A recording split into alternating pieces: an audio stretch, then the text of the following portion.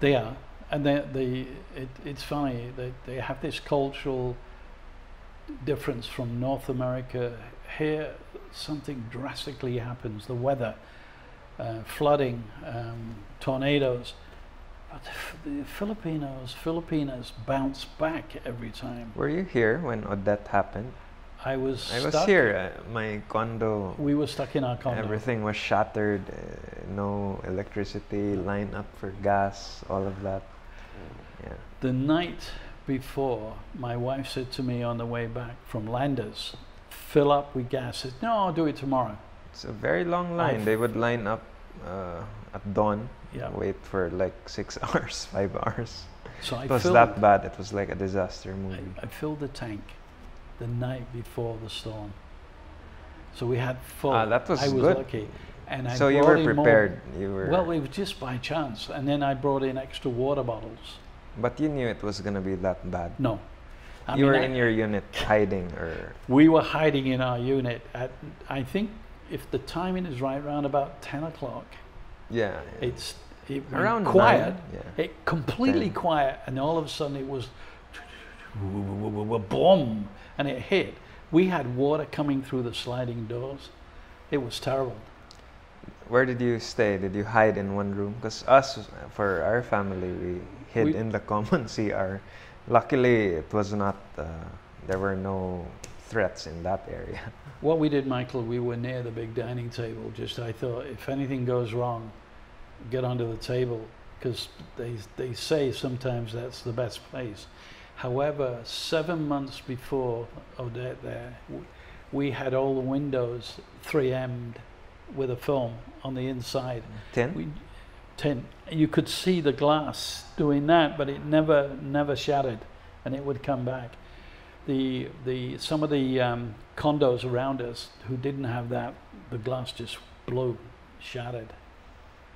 You experienced anything like that in your lifetime, given you've been around for?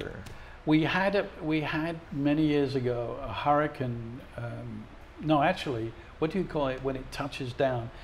It was within 300 feet of us. We were on a highway, and we saw it. Well, blizzard? Yeah, it was like a tornado, and it touched. And where was this? This was in Toronto, just outside Toronto. Yeah. And what happened is we tried to drive to go under a bridge, and the police was screaming, "Don't go under bridges because it creates a vacuum." That was scary. Yeah. Scary. Yeah. Okay. Given you've been around, you're 78 now. Maybe I can ask you, what can you impart to younger people? Life lessons or life realizations, like what's important in our lives, because there's so much uncertainty. I'm not sure if you're a believer or you're religious. We tackled on that a bit last time, but yeah, I have beliefs. What's the purpose of our lives, and what's it all for?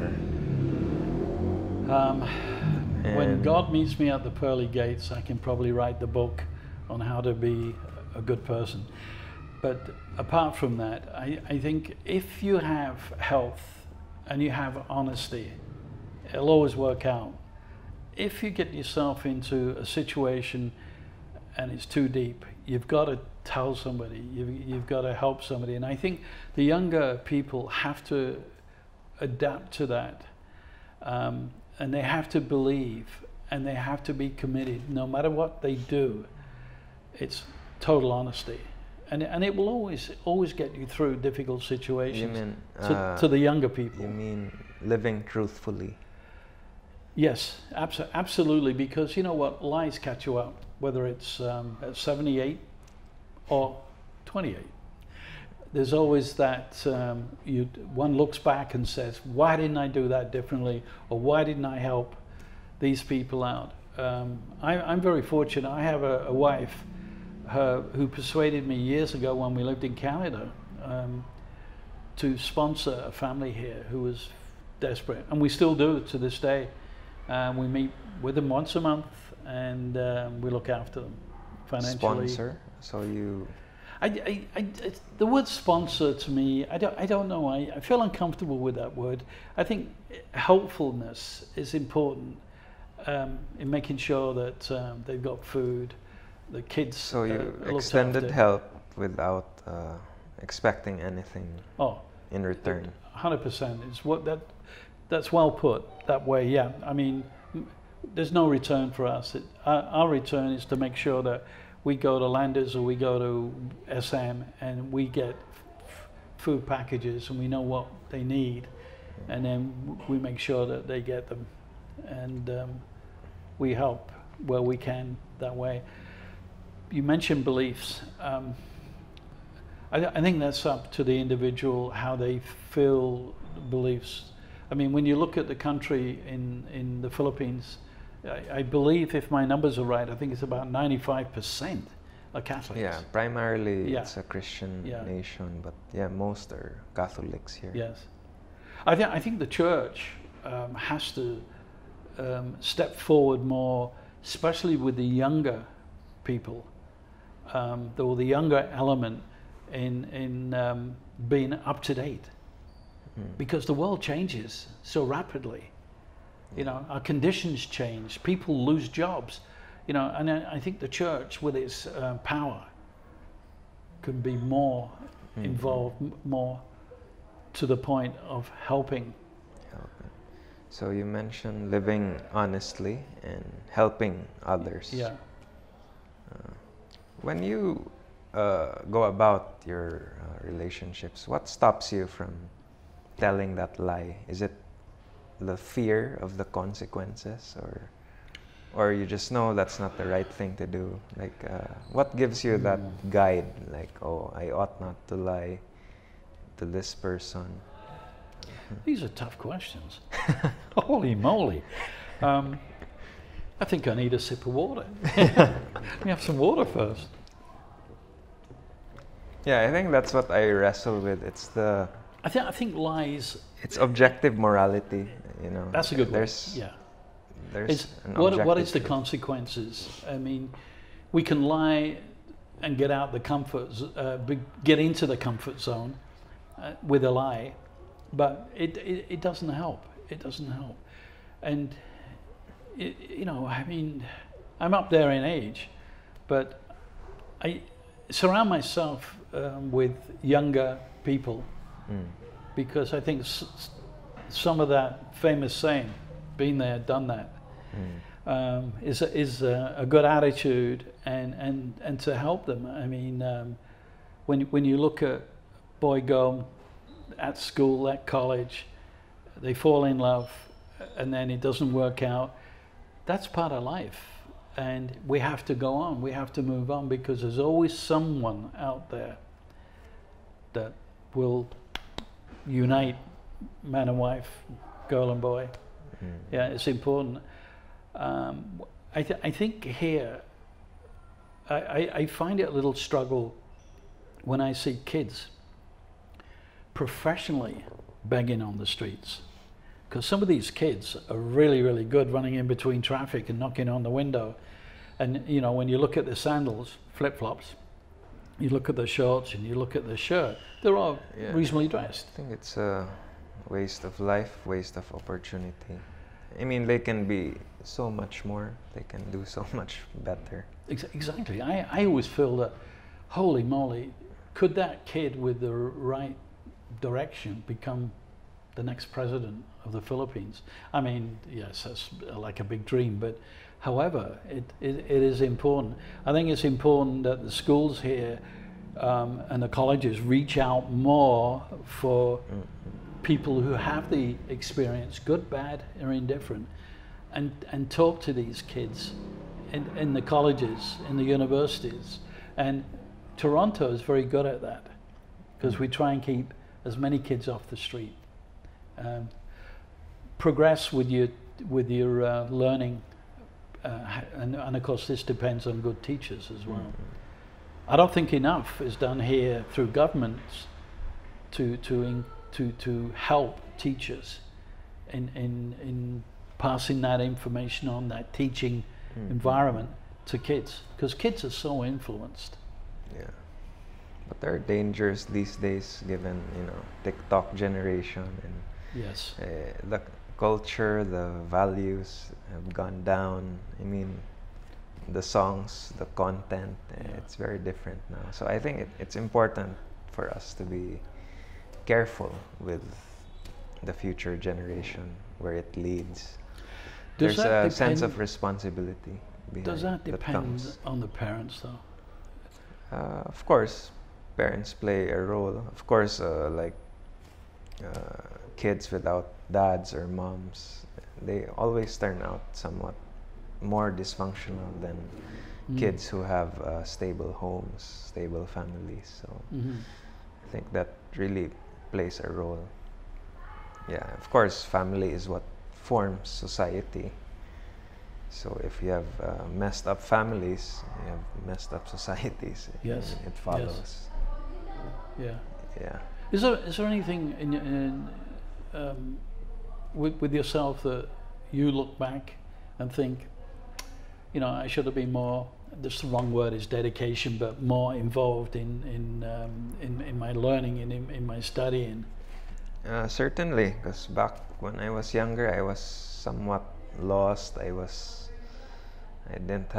lacked some self-esteem. I wasn't confident. So I was just getting by and I was wasting away. So I didn't realize many things. So I was somewhat seeking for answers. Me too. And I squandered a lot of things because I was too self-absorbed. I didn't have confidence to do what I was supposed to do or maximize my potential. So there were a lot of things wasted, but I think it was still part of my journey, instrumental in making me who I am today. And it's still a process, it's still a journey. Well, me too. I'm still waiting for the school bus. In a sense, there's no question. I really did not start reading books until I was in my mid-20s. Then I started getting more involved in the technical study of books, the more general of the world of books. Then I learned to have that passion to learn again when I was in my late 20s, and I enrolled for college. And it was a blessing. College. What course was this? I took media. Media. I took English. In the sense, very much in the studies of is there a God? Yeah. Is Jesus? These are very, very heavy areas to appreciate. I was very much fascinated with the question on God, because how I lived my life before was very much as a hedonist, a pleasure seeker. But of course, we have that innate sense of right and wrong. So where does that come from? And to me, I attribute that to God. Like, what stops us from killing, what stops me from stealing, or what stops me from there's that pull that holds you back. So I think that's rooted from God, and it's quite complex, because this is something I wrestled with. I mentioned objective morality. There's something innate in humanity that really brings about order. Like, if you see a crooked line, there's a sense of straightening that crooked line, right?